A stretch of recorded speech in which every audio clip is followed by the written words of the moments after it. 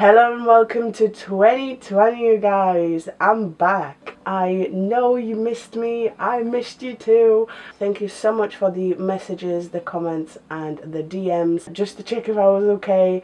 I'm fine. I'm back. I just had 2 weeks off after New Year's because I was sort of burnt out. I started my channel over 2 years ago now, and since I started it I was pretty regular with my uploads and I just needed some time off, like a real time off. I'm ready to go. I am so happy to be back. I'm gonna start 2020 off with a bang, with something that you guys appreciate on my channel a lot, because I have oily acne prone skin, meaning I need a foundation that will last and I need somewhat a full coverage. Without further ado, if you would like to find out whether Rimmel Lasting Matte Foundation covers and lasts on an oily skin, then just keep on watching.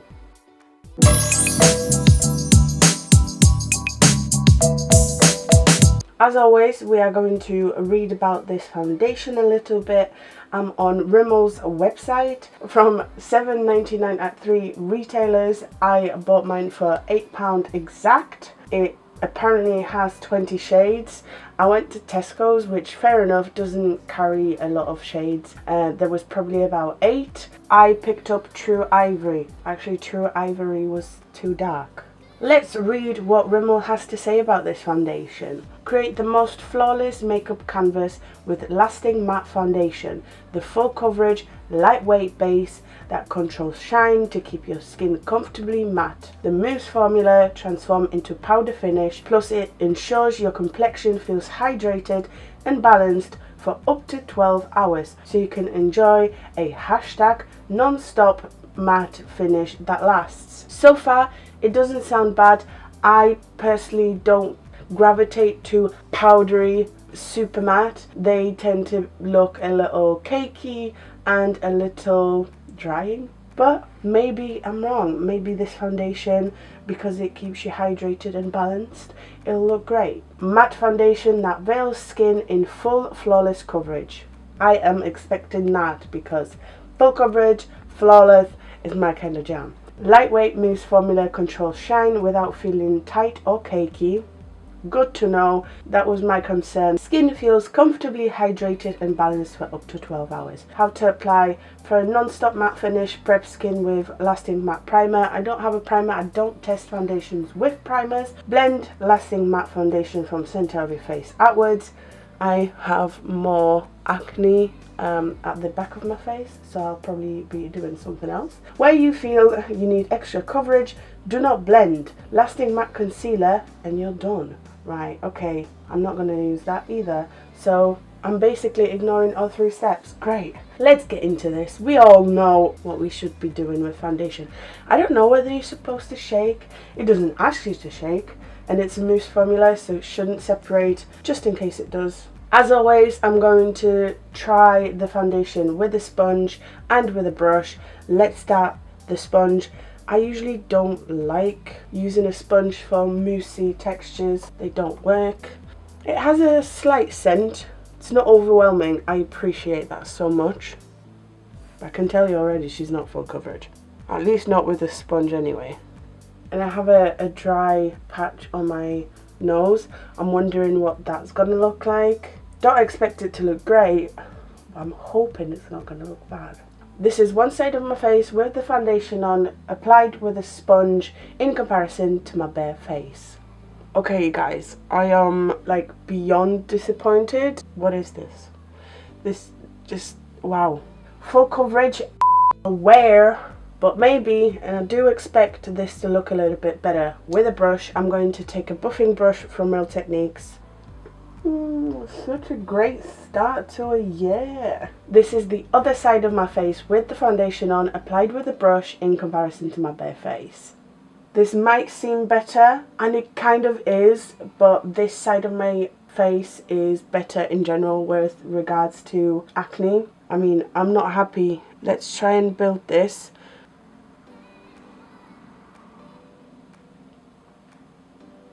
It does build. Still not my favourite.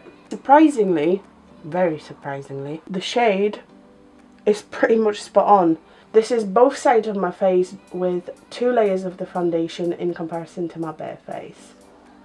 I don't know, there's a part of me that wants to build this even further, but I'm not sure whether I can squeeze out any more coverage out of this. Let's see, I'm gonna have a lot of product on my face. This is a 3rd pea size that I'm using. It doesn't look bad, it looks very lightweight and almost natural in a weird way. Literally looks like if you had a bare face and you used a little bit of powder just to powder your face down so it's not shiny at all.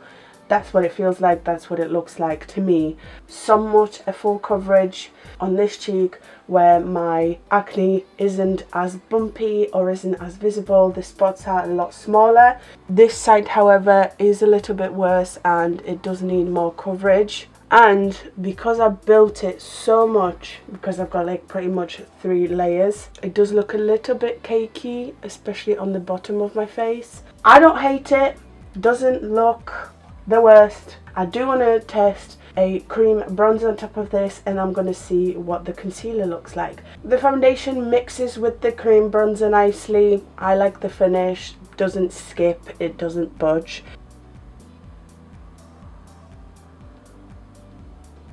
The concealer blended in as normal, so I approve so far. I'm going to set my concealer with RCMA No Colour Powder, but I'm not going to set anything else on my face. My face is already pretty matte. So I'm done with my face application.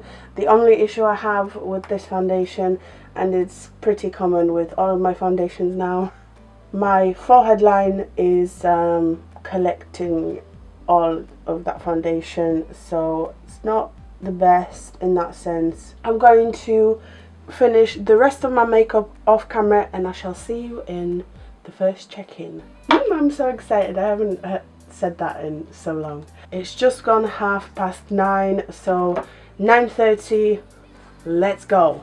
Alright you guys, 2 hours in, this is what my face looks like. If I'm being completely honest, this on camera looks more like skin finish. I think in real life it's very, very matte, apart from my highlight, obviously. I do have to say, the more I wear it, the more I like it. I was very critical of the coverage, and I still don't like the fact they advertise it as full coverage, full flawless coverage, and it's not. You do have to build it, and this is still quite a lot of product for something that's meant to be like full flawless coverage. Majority of my acne is covered, some of it peeks through, but I mean, I do like it a lot. Looks good, quite thin, it's very, very light on the skin. I still hate the fact it does collect in my lines. You might not be able to see this. Can you, like some of the flakies on my nose emphasizes that. So if you have combo skin, if you have dry skin, you're definitely not gonna like this. It does combat oil, it's not super oily looking. I like it so far. Let's get on with the day and I shall see you in 2 more hours. Alright you guys, sorry about having to make a check-in like this, but we are 4 hours in. This is my face. It's starting to get a little bit shiny and the coverage on my jaw is starting to rub off, which obviously I don't like, but overall the skin looks good. It is 6 hours in, we're 6 hours in, and as you can see, just in general, we are losing coverage. And it's quite common with me. However, I have foundations that don't do that. So if I'm being honest with regards to the longevity of my jaw, it's slowly like going downhill. With regards to the shine, I'm actually really, really happy because all over I'm reasonably matte. There's only like the tiniest bit of shine next to my nose, and my nose is starting to get a little bit shiny, but other than that it is nice and matte. It's not the best, it's not the worst. For £8 it's not a bad foundation. We're gonna wear it for a little bit longer and then I'll give you my final thoughts. Okay, our number 8, you guys, and as you can see, this is probably the biggest difference we've had so far all day, which is nice to have foundation looking like this with regards to oil at our number 8. Really happy with that. It still doesn't look like terrible oil slick horrible like I hate myself kind of look. However, I do not like how visible the demarcation is between the face with the foundation on, especially like around here. Can you see that? Like my redness is peeking through, and this cakiness in this area. I don't know, I genuinely don't know what to make of this foundation. However, if I'm being completely honest, there's too many buts. Overall, like if you look away, it looks alright. However, I was blowing my nose, and as you can see, there's like redness around my nose. The dry skin is emphasized. The foundation is slowly falling apart, and like I said, the demarcation is very noticeable. And like in my contour area, it looks very, very dry. So even though it is an affordable foundation, it is reasonably long lasting, and overall it's not a bad foundation. I wouldn't recommend it. There's just better ones out there. If you need a matte, long wearing foundation, Maybelline 24-hour full coverage. If you don't need as much coverage, this isn't bad. It's nice and long lasting. However, that jaw, not the best, and I had to build it so much. I think it would hold 12 hours. It claims to do that, and I think it could probably manage. I also bought the L'Oreal 24-hour matte foundation. If you want me to wear test that one, let me know down in the comments below, or answer the quiz question. I hope you have enjoyed that. If you did, make sure to like, comment, subscribe. Thank you so much for watching. You are the best.